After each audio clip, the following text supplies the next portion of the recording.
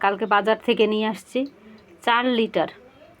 এবার এই মনে হয় যে পুরো 4 লিটারই মনে হয় আমার নষ্ট যাবে।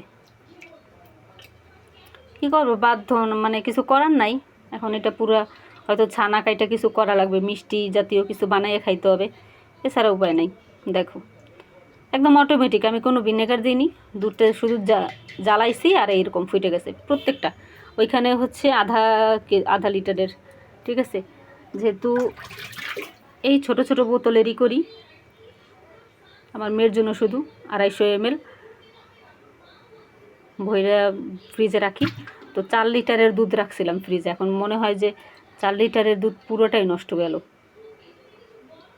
মানে লোকটা মুরব্বি, পুরা ছিল তোমার দাড়িয়ালা, তো মনে হয় নামাজ টামাজ 5 ওয়াক্ত পড়ে।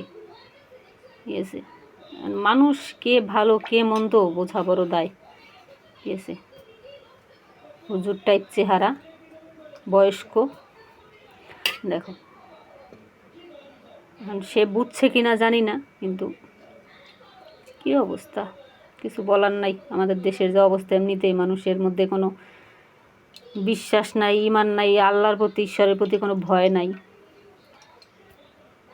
মানে নিজেই নিজের সৃষ্টিকর্তা, যা ইচ্ছা তাই করতে পারি, একটা অবস্থা। দেখো এই যে